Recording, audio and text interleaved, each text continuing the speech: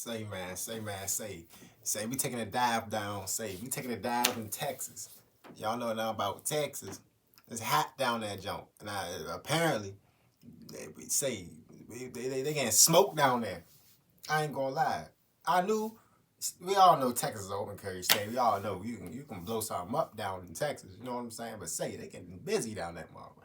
They just down that joint knocking. They just down that joint catching hats, flipping beanies. You know what I'm saying? Do your homework on flipping beanies on bro. But I ain't gonna wrap y'all up too much. Y'all like, comment, subscribe. You know, I'm here every day. I ain't upload yesterday, so I'm coming strong today.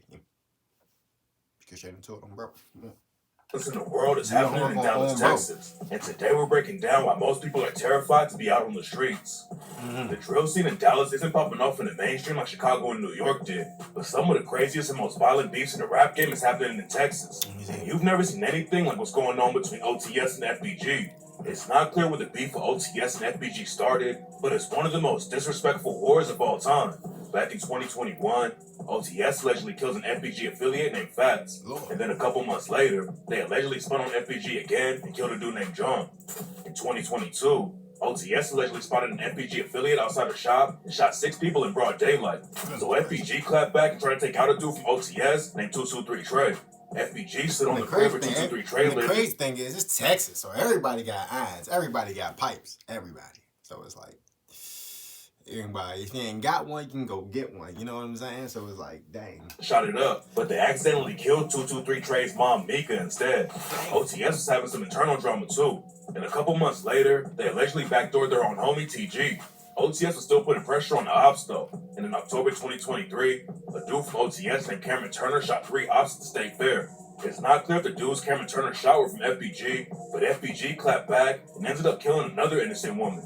A dude from FBG named J3 Get Busy shot up a house because he thought OTS dude lived there, but he killed a random grandmother instead of the ops. Y'all hit all the wrong people, bro. FBG Murder started airing out the beef in the booth. It's kind of confusing at first because FBG Murder actually reps OTS, and he just took the FBG name to clown the ops. Then he took the disrespect to a whole new level when he pissed on an ops grave in one of his music videos. FBG Murder allegedly has a cousin in FBG named Strizzy, and on the track Jizzle Smoking, FBG Murder dissed his own cousin and raps, "I catch you fucking around with the ops, that's how you get shot. Bro, I blow up my own cousin." And on the same track, he allegedly dissed FBG Fats too and raps, "Broad day gang, niggas know what we did." Beef with your cousin is crazy, but that's too easy though. So you know him, so it's like when the everyday excess falls away, easy, bro. And we instead prioritize at the same what time, matters. Beef with your cousin is wild. I ain't gonna lie. According to rumors, FBG Murder's homie OTS Yakuza is the one who pulled the trigger on Fats. And if all the stories about Yakuza are true, then he's one of the biggest demons in the city. Yakuza's older brother is another known shooter named Steppa, and they're allegedly the ones who killed FBG Fats in broad daylight back in 2021. Then a month after Yakuza allegedly killed Fats, he linked up with his homie T-Man to rob a dealer named Kobe Mascora.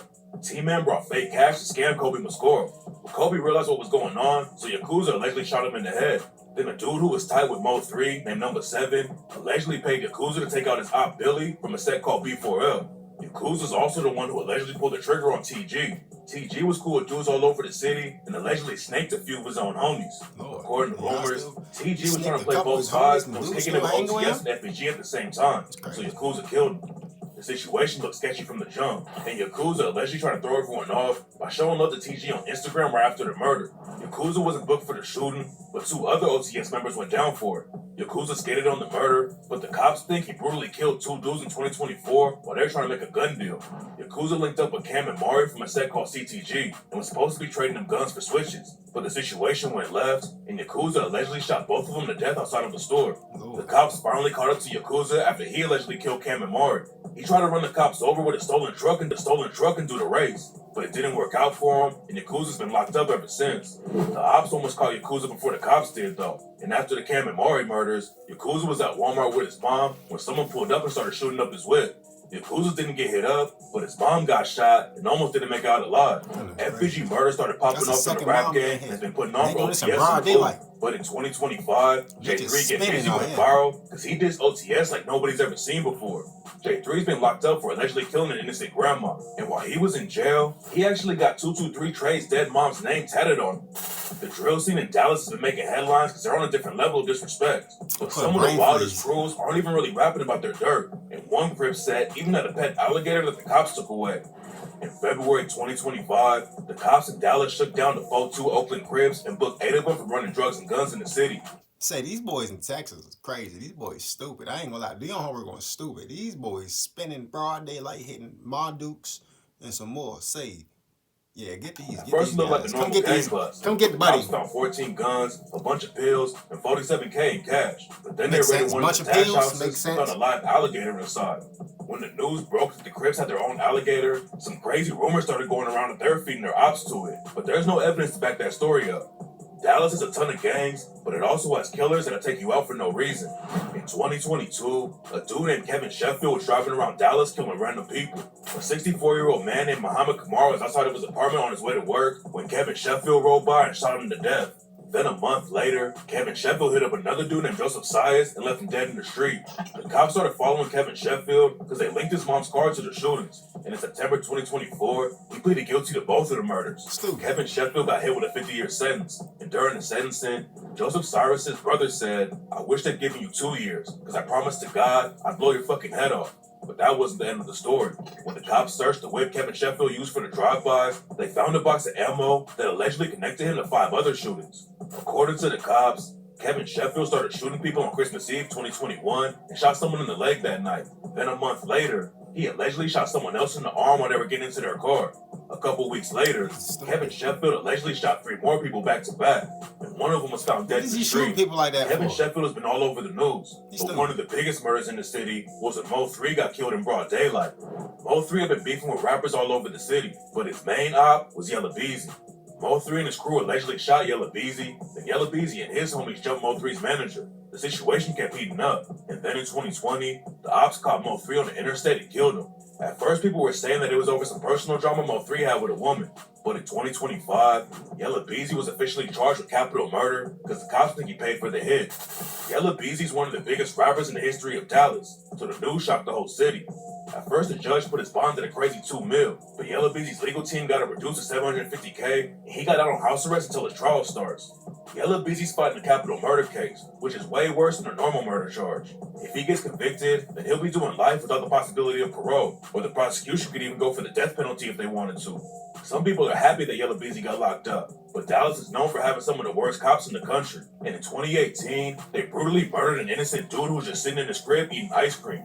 On September 6, 2018, a cop named Amber Geiger was off duty and went home to her apartment complex. But instead of going to her own apartment, Amber Geiger went to the door of a dude named Botham John. They lived in the same building but on different floors. And Amber Geiger allegedly got confused and went to the wrong apartment by accident. When Amber Geiger tried to unlock the door, she noticed that it was already cracked.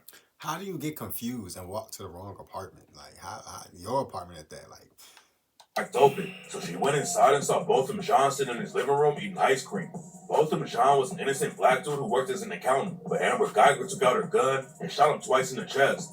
Other cops tried to cover the situation up, and at first Amber Geiger was only facing manslaughter charges instead of murder. The situation sparked a bunch of protests, and Amber Geiger was eventually charged with murder, but she was only given a 10-year sentence when she lost the trial. If Botham John had killed the cop, they probably would have given him a death sentence. But Amber Geiger got off. Man, they would have gave him the belt. Off easy, and none of the cops who tried to hide the evidence were ever charged. A lot of people in Dallas hate the cops. And in 2015, a dude named James Boulware took an armored van to the police station and started shooting. A bunch of cops showed up to stop him, but James Boulware rammed their cars and shot at them from inside the van. Then he took off down the highway and parked at a Jack-in-the-Box while the police surrounded him. James Boulware and the cops kept shooting back and forth, and James Boulware claimed that the police had taken his son.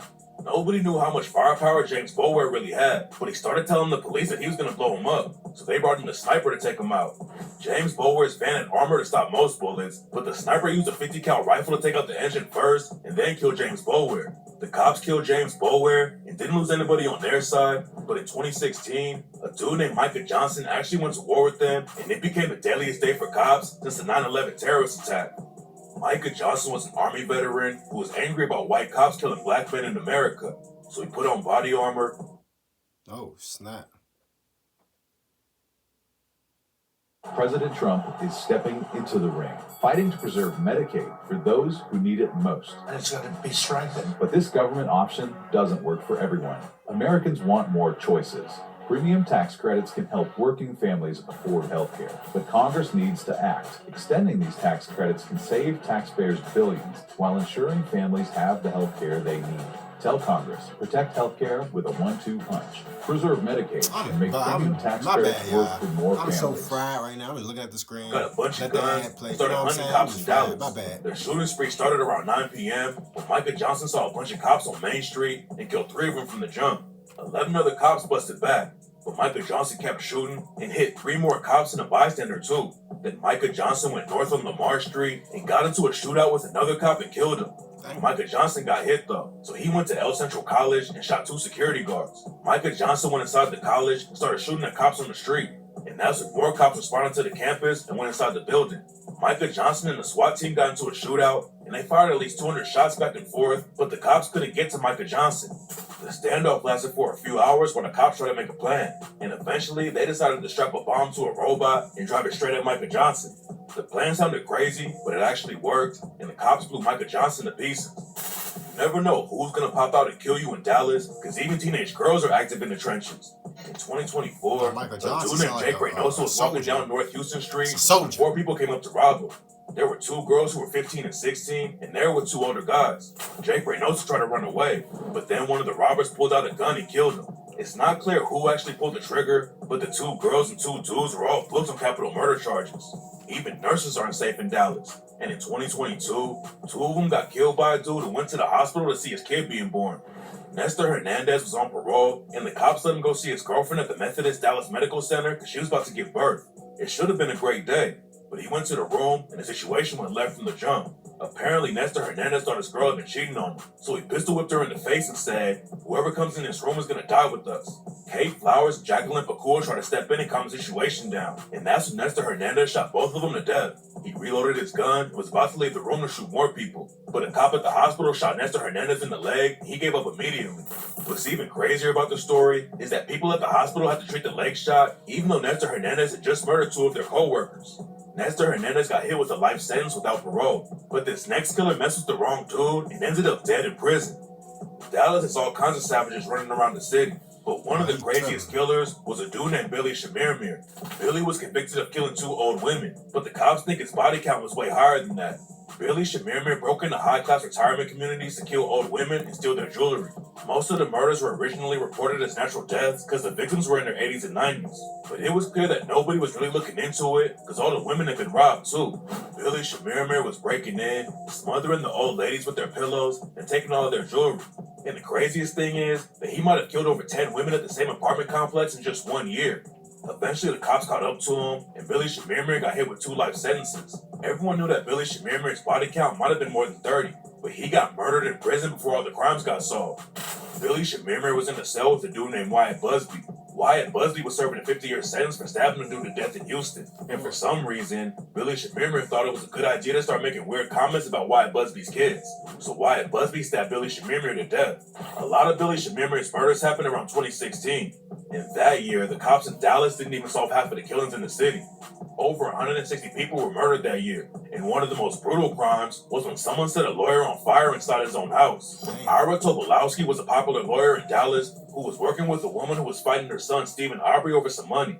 It was a heated situation, but nobody expected what happened next. Somebody had been spying on Ira Tobolowski at his crib, and in May 2016, they broke in and attacked him. Ira Tobolowski was stomped out, and somebody poured gasoline on him and set him on fire. Stephen Aubrey and his lawyer were both brought in for questioning, but it took the cops years before they booked anyone. Stephen Aubrey moved to Florida.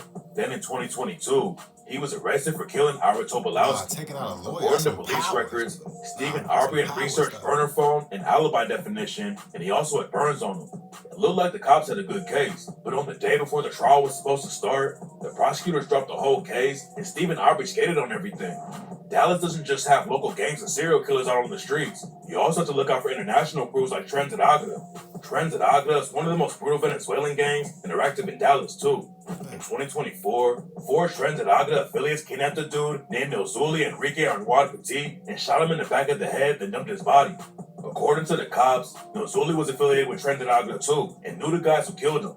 All of them were involved with an ATM robbery ring that was active all over the country, and Nozuli allegedly tried to run off with some money, and that's why he got taken out. Rder had members all over the place, and a couple months before Nozuli got murdered, they went viral for taking over a whole apartment building in Colorado. But Dallas is allegedly where most of them stay, and in October 2024, they brutally robbed a woman in her crib and threatened to cut her fingers off.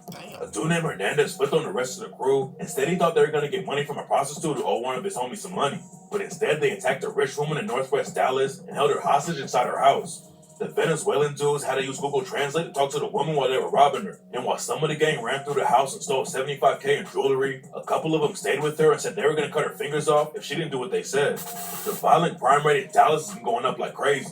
In 2020, the city had 254 murders, which was the highest since the 90s. The cops tried to slow the killing down in 2021 and 2022, but in 2023, the murder rate went up again, and 246 people were taken out that year. 2024 was a little better, but Dallas still has one of the highest murder rates in the country. And now that the drill scene is popping off, there's a good chance that the murder rate is going to jump again. Here at IU, you're able to start. I ain't gonna lie, Dallas is crazy. Say, do your homework on Dallas being crazy. Y'all be safe out there. Y'all like, comment, subscribe. Say, hope y'all enjoyed this video. Say.